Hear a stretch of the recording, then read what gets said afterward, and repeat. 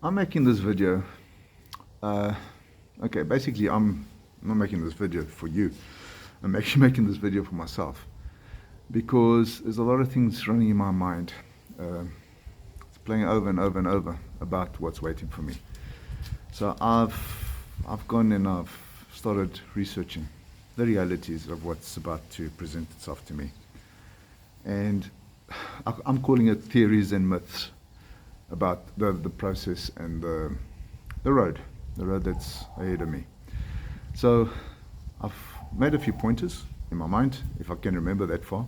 If this fog will leave me alone for a few seconds, a few minutes, whatever. But okay, let's start with this. This is all the things that I'm thinking, what I've seen from other people, what they're experiencing, the ones that are going through it, the ones that are yet to go through it, and the ones who have gone through it. So I'm amalgamating everything into one to see what comes out of it. And this is a recording for my future self, so I can look back and see how accurate I was. So the first one I got is, everyone is different. Everyone's unique. This disease presents itself to people differently. So whoever's got this MDS leukemia, everyone, not, well, let me put it this way. It's highly unlikely that you find two people with the same exact symptoms, feelings, whatever, okay? And so I cannot put this to anyone specific. I'm referring to this myself, what I'm thinking is going to happen, okay? Based on what I've seen and what is happening and from people who have gone through it. So my biggest thing is the anticipation. The anticipation is what gets you, because it's something that is lying in wait. It's in your future. Well, it's in my future. And it can't come soon enough, and yet I'm shitting myself because I'm not looking forward to it, okay? It's just one of those things. You've got no control over the situation. The fatigue, it comes and goes. There's days that are worse than others. Yes, there is. So I try to keep myself active. I try to keep doing things. I keep wearing my mask to protect myself. I keep doing various things to keep my energy levels up. And I think most importantly is self-awareness, the mind control. Making sure that you don't get lost in that train of thought that will start driving you in a direction of what is waiting.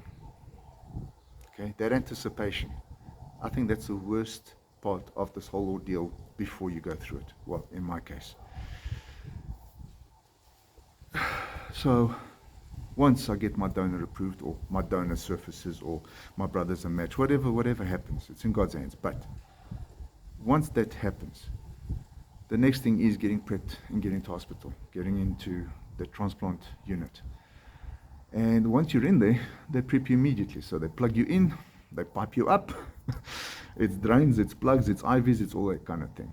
So you'll get in there, set up your little room, and it's a private room. You've got your own facilities, your own bathroom, you've got all that. So the way I've surmised the first week of chemo and what I think it's going to be like is the expectation of all these symptoms. All these things going to happen to you. You're going to lose your hair. You're going to start getting sick. You're going to start doing that. You're going to... Apparently not. Apparently the first week is a breeze in the park, because that's the first week where you actually get the chemo, that severe chemo.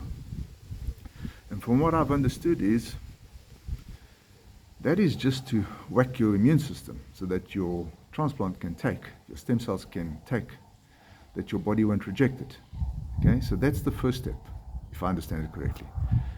But that's not where the symptoms stop presenting. These symptoms start presenting, actually, when you've gone post-transplant. So in the second week, that's when you'll actually do the actual transplant. So your first 5 days are days of severe chemo. Then they'll give you a rest day. Then they'll actually do the transplant. So that's when they shoot it in. Okay, so your donor has now donated his stem cells, and it gets whacked into you. From there, you get 2 days of rest, and then comes 3 days of absolute atom bomb, nuclear bomb. That's the real chemo. That's the one that comes and sorts you out for real, okay? From what I've seen, it's after these 3 days, nausea kicks in. I'm going to have to start wearing a nappy, because apparently you shit yourself all day long, okay? The mouth sores. The mouth sores. Apparently that's a big one. Because with this chemo, or with when it comes to the side effects of this chemo, it attacks anything where bacteria could live. So it would be your mouth and your gut. So hence the nausea, the stomach is the nausea is the stomach, the mouth sores is everything that goes into your mouth. I mean, everybody knows that the dirtiest place on earth is inside your mouth. And then your gut, and that obviously leads to the diarrhea. Some people said they never got diarrhea, they actually got constipated. So, like I said, everyone's different, everyone's unique. But based on the majority, these are the symptoms, these are the things that happen to you. And then the fatigue. Fatigue is the one that really gets you. You are good for nothing. You just lay in bed all day long. And I've already told you guys, everyone, I've told you that I'm going to document as far as I can. But this looks like is the week where I'm going to be out of commission the most. And this is where I'm going to rely on my wife to do all the filming, and then I can edit it later and then bring this to you. So there might be a space where nothing comes from my side. Just remember, I've not left the building, okay? I'm in the building still. And that's a part that I will need your prayers the most. Your thoughts.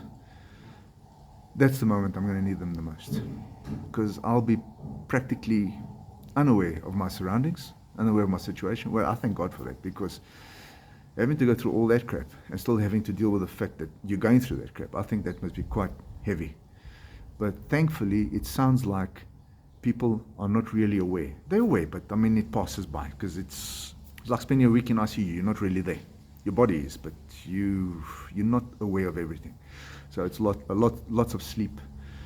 Awareness is very, very poor. Okay, so that's week number 2. Okay, so week 3 and 4. This is how I think it goes, based on what I've been hearing from people that are undergoing it at the moment, from people I've spoken to, their recount of what they went through. 3 and 4 is a very busy week.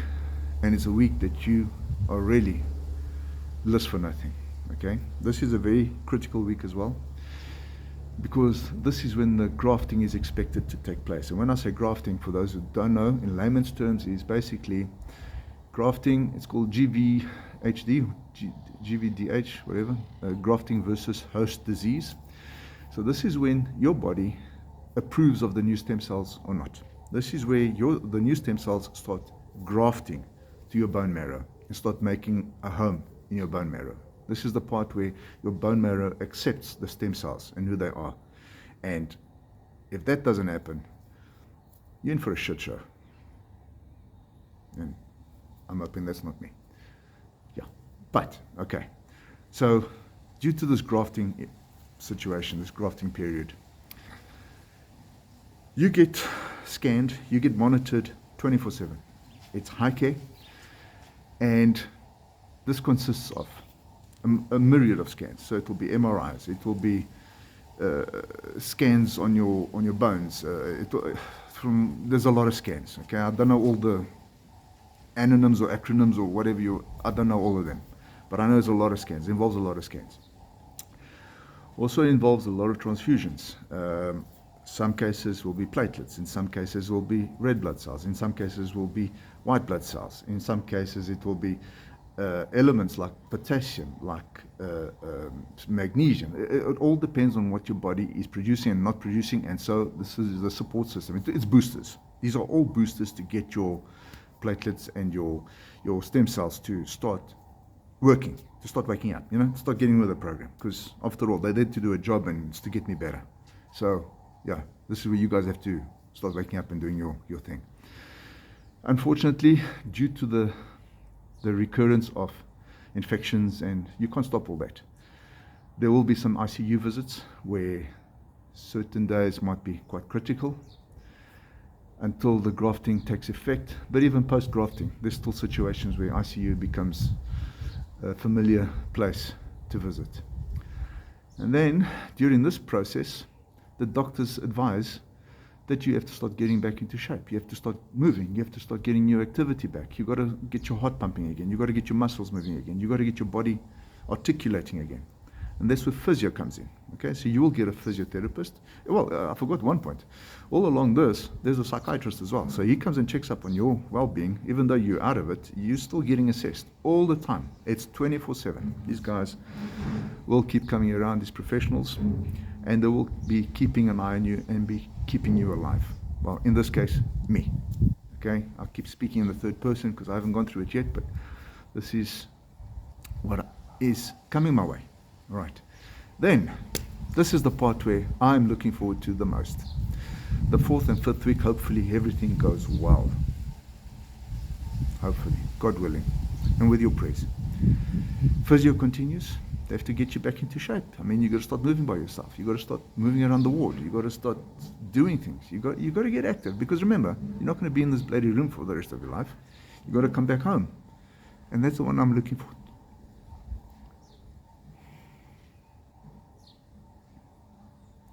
Sorry. That's the part I'm looking forward to the most. Coming back to my family. So I've got to self-maintain. I've got to regroup myself. I've got to fight. I've got to get the strength to do all the things that I need to. I've got to recover. I've got to recover because I want to get back home. And if you're lucky, the 4th or 5th week is the week that happens. And I'm positive. I'm positive that it's going to be my case. And if it's not, if it takes a bit longer, so be it. It's God's will. And I will come back home. My mom's waiting for me. And then we'll do the next thing when we get home.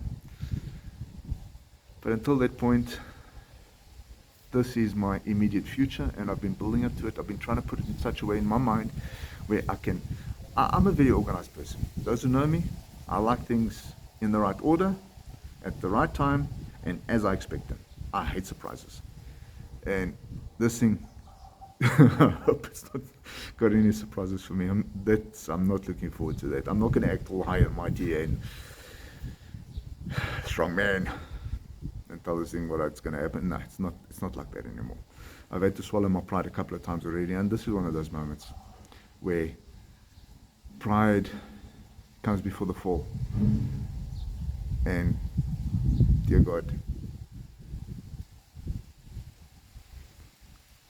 all my angels,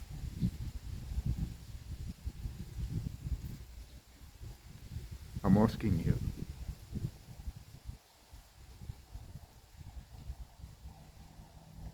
to be there for me.